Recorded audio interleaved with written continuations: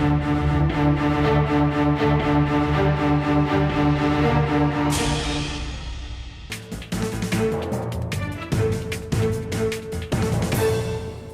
ഭാരമായതാർക്ക് എന്നാണ് super prime time ആദ്യം ചർച്ച ചെയ്യുന്നത്. ശ്രീ രാജ്മോഹൻ ഉണ്ണിത്താൻ, എന്തുകൊണ്ടാണ് ഇന്നത്തെ UDF യോഗത്തിൽ കെ ബാബുവുമായി ബന്ധപ്പെട്ട ഏത് രൂപത്തിലുള്ള സമീപനമാണ് വേണ്ടത് എന്ന ആലോചന എങ്ങുമെത്താതെ പോയത്? അല്ല, എങ്ങും പോയില്ലല്ലോ. ഇതിനകത്ത് കേരളത്തിൻ്റെ മുൻ മുഖ്യമന്ത്രി ശ്രീ ഉമ്മൻചാണ്ടി വളരെ വ്യക്തമായ അദ്ദേഹത്തിൻ്റെ കാഴ്ചപ്പാട് വ്യക്തമാക്കിയിട്ടുണ്ട്. ശ്രീ രമേശ് ചെന്നിത്തല അദ്ദേഹത്തിൻ്റെ അഭിപ്രായം പറഞ്ഞിട്ടുണ്ട്. ഇതിനകത്ത് അഭിപ്രായം പറയാത്ത ഒരാളായിട്ടുള്ളത് കേരള പ്രദേശ് കോൺഗ്രസ് കമ്മിറ്റിയുടെ പ്രസിഡൻ്റാണ്. അദ്ദേഹവും ഇന്നത്തെ യോഗത്തിൽ വളരെ വ്യക്തമായി പറഞ്ഞു, 24-ാം തീയതി രാഷ്ട്രീയ കാര്യ സമിതിയുടെ യോഗം വിളിച്ചിട്ടുണ്ട്. ആ യോഗത്തിൽ ഈ വിഷയം അവതരിപ്പിക്കും. അതിനുശേഷം ഇതിനെക്കുറിച്ച് പാർട്ടിയുടെ അഭിപ്രായം എന്താണെന്ന് വെച്ചാൽ പറയും. കോൺഗ്രസ് പാർട്ടിക്കകത്ത് നിന്ന് VD സതീശൻ KPCCയുടെ ഒരു വൈസ് പ്രസിഡൻ്റാണ്. അദ്ദേഹം പറഞ്ഞു, അഴിമതിയുമായി ബന്ധപ്പെട്ട ഒരു വിഷയമായതുകൊണ്ട് കേരളത്തിലെ പൊതുജന സമൂഹം അഴിമതിക്കെതിരാണ് എന്നുള്ള കാര്യം കൊണ്ട് ഈ കാര്യത്തിൽ വളരെ ആഴത്തിലുള്ളൊരു ചർച്ച വേണം. ആ ചർച്ചയ്ക്ക് ശേഷമാകണം കോൺഗ്രസ് പാർട്ടിയുടെ തീരുമാനമെന്ന് VD സതീശൻ പറഞ്ഞു. അപ്പോൾ കേരള പ്രദേശ് കോൺഗ്രസ് കമ്മിറ്റിയുടെ പ്രസിഡൻറ്റ് ഈ വ്യത്യസ്തമായ അഭിപ്രായങ്ങൾ പാർട്ടിയുടെ വേദിയിൽ ചർച്ച ചെയ്ത് ആ രാഷ്ട്രീയ കാര്യസമിതിയിൽ നിന്ന് ഉയർന്നു വരുന്ന ഒരു തീരുമാനത്തിൻ്റെ അടിസ്ഥാനത്തിലല്ലാതെ അദ്ദേഹത്തിന് ഒരു അഭിപ്രായം പറയാനാവില്ല. നമുക്കൊരു കാര്യം അറിയാം, ബാറിൻ്റെ 418 ബാറുകൾ പൂട്ടുന്നതുമായി ബന്ധപ്പെട്ട് അല്ലെങ്കിൽ തുറക്കുന്നതുമായി ബന്ധപ്പെട്ട് നിരവധി പ്രാവശ്യം കേരള പ്രദേശ് കോൺഗ്രസ് കമ്മിറ്റിയുടെ നിർവാഹക സമിതി യോഗത്തിൽ ചർച്ച നടത്തിയിട്ടാണ് കേരള പ്രദേശ് കോൺഗ്രസ് കമ്മിറ്റിയുടെ പ്രസിഡന്റ് ശ്രീ VM സുധീരൻ ഒരു അഭിപ്രായം പുറത്തു പറഞ്ഞത്, ഒരു തീരുമാനമായി പ്രഖ്യാപിച്ചത്. അതുപോലെ ഇക്കാര്യത്തിലും വളരെ സുചിന്തിതമായ ഒരു ചർച്ച പാർട്ടിക്കകത്ത് നടക്കണം. അതേസമയം വളരെ വ്യക്തമായിട്ട് പറയാം, ഒരു രാഷ്ട്രീയ പകപോക്കൽ ഒരു കാരണവശാലും അനുവദിക്കുന്ന പ്രശ്നമില്ല. അതേസമയം അന്വേഷണം നിഷ്പക്ഷമായി നീതിപൂർവമായി നടക്കണം. അത് ഒരു വ്യക്തിഹത്യയാകാൻ പാടില്ല. അതുകൊണ്ട് ആരെങ്കിലും തെറ്റ് ചെയ്തിട്ടുണ്ടെങ്കിൽ ആ തെറ്റ് ചെയ്തവരെ നിയമത്തിന് മുമ്പിൽ കൊണ്ടുവരുന്നതിന് കോൺഗ്രസ് പാർട്ടി ഒരിക്കലും എതിരല്ല.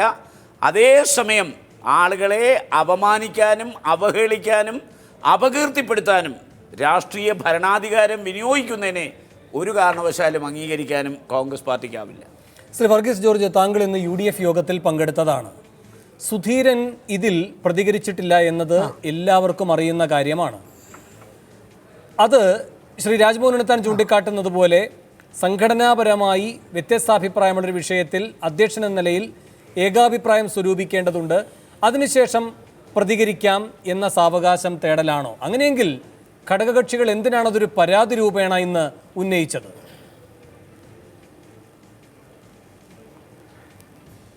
വേണു, ശ്രീ ഉണ്ണിത്താൻ പറഞ്ഞതിൽ നിന്ന് ഒരു ചെറിയ വ്യത്യാസമുണ്ട്. ഇന്ന് സുധീരനും ഈ വിഷയത്തെ സംബന്ധിച്ച് അഭിപ്രായം പറയുകയുണ്ടായി. ഘടകകക്ഷികളെല്ലാവരും അഭിപ്രായം പറഞ്ഞതിന് ശേഷമാണ് കോൺഗ്രസിൻ്റെ 3 ലീഡേഴ്സും ശ്രീ ഉമ്മൻചാണ്ടിയും രമേശ് ചെന്നിത്തലയും ശ്രീ സുധീരനും അഭിപ്രായം പറഞ്ഞത്. ഏതാണ്ട് സമാനതയുള്ളൊരു അഭിപ്രായമായിരുന്നു അത്. അതായത് അന്വേഷണങ്ങൾ സത്യസന്ധവും വ്യവസ്ഥാപിതവും നിയമാനുസൃതവുമായിരിക്കണം. അന്വേഷണത്തെ തടയാൻ ആർക്കും കഴിയുകയില്ല. അഴിമതിയുടെ പേരിൽ ആരോപണങ്ങളുണ്ടെങ്കിൽ അന്വേഷണം നടക്കണം, അതിനെ ആരും തടയില്ല. പക്ഷേ ഇവിടെ ശ്രീ ഉണ്ണിത്താൻ പറഞ്ഞ പോലെ അത് വ്യക്തി അധിഷ്ഠിതവും വ്യക്തികളുടെ മുൻവിധിയുടെ അടിസ്ഥാനത്തിലും പകപോക്കലിലും ആകരുത് എന്നുള്ള അഭിപ്രായമാണ് ഇന്നുണ്ടായത്. അതിനോട് യോജിച്ചുകൊണ്ട് ഇന്ന് സുധീരൻ സംസാരിക്കുകയുണ്ടായി. മാത്രമല്ല, ബാക്കി ഭാഗങ്ങളെല്ലാം ഉണ്ണിത്താൻ പറഞ്ഞത് ശരിയാണ്. KPCCയുടെ ഉപാധ്യക്ഷൻ VD സതീശൻ പറഞ്ഞത് KPCC ഇത് സംബന്ധിച്ചൊരു യോഗം ചേർന്ന് ഒരു ഒപ്പീനിയൻ ഫോം ചെയ്യണം എന്നും പറയുകയുണ്ടായി. അതുകൊണ്ട് UDF യോഗത്തിൽ ഇന്നുണ്ടായ പൊതുവെയുള്ള കൺസെൻസസ് ഇത്തരം കാര്യങ്ങൾ അന്വേഷണം നടക്കണം, അത് സത്യസന്ധമായ അന്വേഷണമായിരിക്കണം. പക്ഷേ ഒരിക്കലും അത് വ്യക്തിപരമായ ഒരു പകരം വീട്ടലിന് ഇടയാക്കുന്ന സാഹചര്യത്തിലായിരിക്കരുത് എന്നായിരുന്നു അഭിപ്രായം. VM സുധീരൻ്റെ പ്രതികരണം എന്തായിരുന്നു സർ? ഇന്ന് ശ്രീ VM സുധീരൻ പറഞ്ഞത്, ഞങ്ങളെല്ലാവരും അഭിപ്രായം പറഞ്ഞതിന് ശേഷം ഈ കാര്യങ്ങളെക്കുറിച്ചുള്ള അന്വേഷണം നടക്കണം, അഴിമതി ആരോപണം ഉണ്ടെങ്കിൽ അന്വേഷണം നടക്കണം. എന്നാൽ ആ അന്വേഷണം ഒരു കാരണവശാലും മുൻവിധിയോടെ പകപോക്കലിന് വേണ്ടി ആയിരിക്കരുത് എന്ന് UDF യോഗത്തിൽ അദ്ദേഹം പറയുകയുണ്ടായി. അത് പക്ഷേ ഒരു പൊതു തത്വമാണ്. കെ ബാബുവുമായി ബന്ധപ്പെട്ട ഒരു കാര്യം ചർച്ച ചെയ്യുമ്പോൾ കെ ബാബുവുമായി ബന്ധപ്പെട്ട ഒരു നിലപാട് VM സുധീരൻ വ്യക്തമാക്കേണ്ടതുണ്ട്. അങ്ങനെ ഉണ്ടായില്ല. ഇന്ന് കൺവീനർ PP തങ്കച്ചൻ താങ്കളടക്കമുള്ളവർ ചർച്ച നടത്തിയ കാര്യങ്ങൾ മാധ്യമങ്ങളോട് വിശദീകരിക്കുമ്പോൾ മാധ്യമപ്രവർത്തകർ ഇത് ചോദിക്കുകയുണ്ടായി, സുധീരന്റെ നിലപാട് എന്താണ്? അപ്പോൾ തങ്കച്ചന്റെ മറുപടി എന്നത് ഇതാണ് പൊതുവായ തീരുമാനം. ആ പൊതുവായ തീരുമാനം എന്നാൽ എല്ലാവരും കൂടി എടുത്ത തീരുമാനം അല്ല. സുധീരൻ കെ ബാബുവുമായി ബന്ധപ്പെട്ട കാര്യത്തിൽ പ്രതികരിക്കാനില്ല എന്ന് കഴിഞ്ഞ ദിവസം പറയുകയുണ്ടായി. പ്രതികരിക്കണമെന്ന് വൈസ് പ്രസിഡന്റ് MM ഹസൻ പിന്നീട് ആവശ്യപ്പെട്ടു. ഇങ്ങനെയൊക്കെയുള്ള വ്യത്യസ്ത അഭിപ്രായം വന്നല്ലോ എന്ന് പറഞ്ഞപ്പോൾ സുധീരൻ ആ വ്യത്യസ്ത അഭിപ്രായവുമായി നിൽക്കുന്നു എന്ന രൂപത്തിൽ തന്നെയാണ് PP തങ്കച്ചന്റെ പ്രതികരണം വന്നത്. അപ്പോൾ പ്രത്യേകമായി ഈ കാര്യത്തിൽ അദ്ദേഹം ഇപ്പോഴും നിലപാടെടുത്തിട്ടില്ല എന്നതിൻ്റെ സാധൂകരണമായി അത് ആവർത്തിച്ച് മാധ്യമപ്രവർത്തകർ തങ്കച്ചനോട് ചോദിക്കുന്നുവെങ്കിൽ പിന്നെ അങ്ങെന്തുകൊണ്ട് ചോദിച്ചില്ല, എനിക്കത് ചോദിക്കാൻ സമയം കിട്ടിയില്ല, ഇപ്പോൾ ഓർമ്മിപ്പിച്ചത് നല്ല കാര്യം, ഞാൻ അദ്ദേഹത്തോട് ചോദിക്കാം എന്ന പരിഹാസ രൂപേണയുള്ള ഒരു വിശദീകരണവും നൽകി.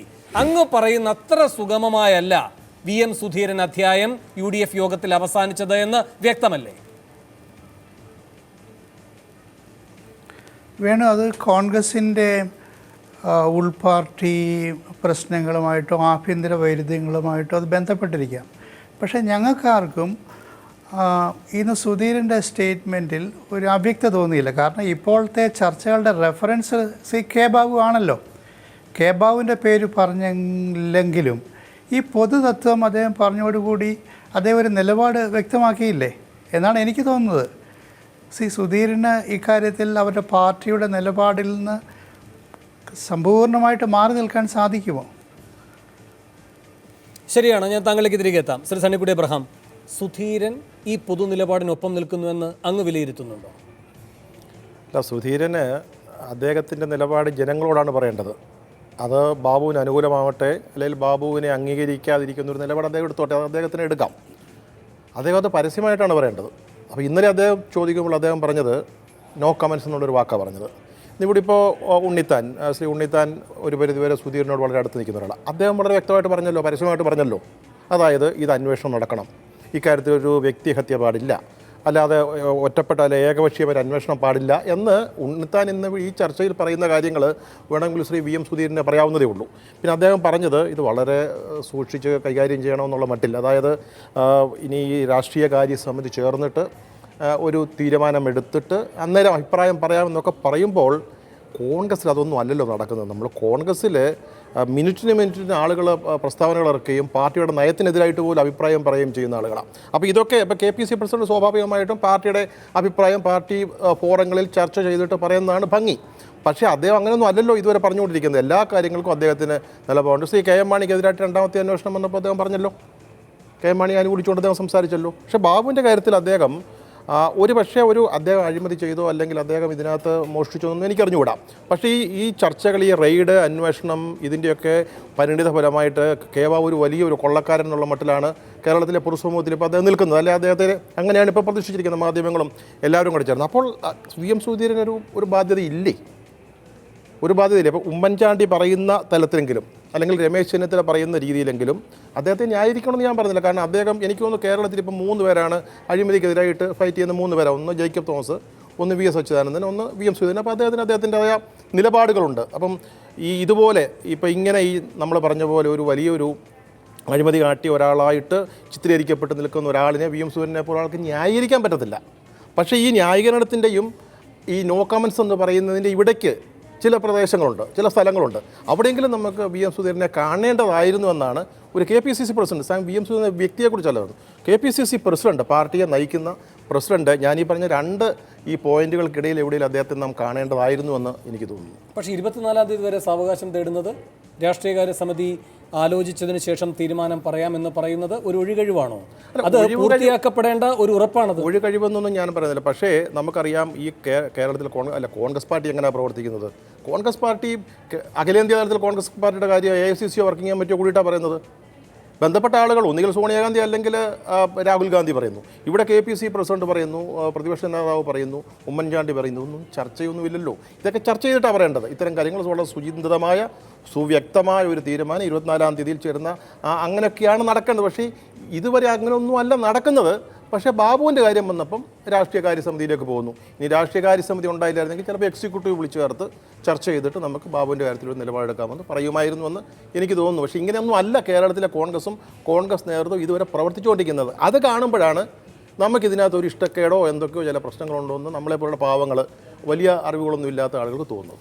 ശരി, ശ്രീ പി ബിജു, രാഷ്ട്രീയ പ്രേരിതമാണ് ഈ നീക്കം, നടപടിക്രമങ്ങൾ പാലിക്കാതെ ഉള്ളതാണ്, മുൻ സർക്കാരിലെ ഭരണാധികാരികൾ മുഴുവൻ കുഴപ്പക്കാരാണെന്ന് ചിത്രീകരിക്കാൻ ഉദ്ദേശിച്ചുള്ളതാണ്, രാഷ്ട്രീയ പകപോക്കലാണ്.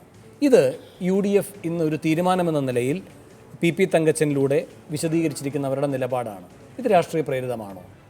അല്ല, രാഷ്ട്രീയ പ്രേരിതമാണെന്ന് അവർ പറയുമ്പോൾ ഈ കേസിൽ എന്താണ് ഗവൺമെൻറ് ചെയ്യേണ്ടതെന്നും കൂടി അവർ പറയണം. അവർ ചെയ്തതുപോലെ ചെയ്യണമോ? വിജിലൻസിൻ്റെ ഉദ്യോഗസ്ഥരെ സ്വാധീനിച്ച് അല്ലെങ്കിൽ ഗവൺമെൻറ് സംവിധാനം ഉപയോഗിച്ചുകൊണ്ട് ഇഷ്ടപ്പെട്ട ഉദ്യോഗസ്ഥരെ കൊണ്ടുവന്ന് ഈ കേസ് അട്ടിമറിക്കപ്പെടണോ? അതിനാണ് അവർ മറുപടി പറയേണ്ടത്. കാരണം ഒന്ന്, ഈ കേസ് പുതിയതായി ഈ ഗവൺമെൻറ് സമയത്ത് രൂപപ്പെട്ടു വന്നതല്ല. 2014 കേരളത്തിൽ ഈ ബാറുകൾ അടച്ചുപൂട്ടുന്നതുമായി ബന്ധപ്പെട്ട് വിവിധങ്ങളായിട്ടുള്ള ആക്ഷേപങ്ങൾ വന്നിട്ടുണ്ട്. 20 കോടിയുടെ കണക്ക് വന്നിട്ടുണ്ട്. ബിയർ വൈൻ പാർലർ അനുവദിച്ചു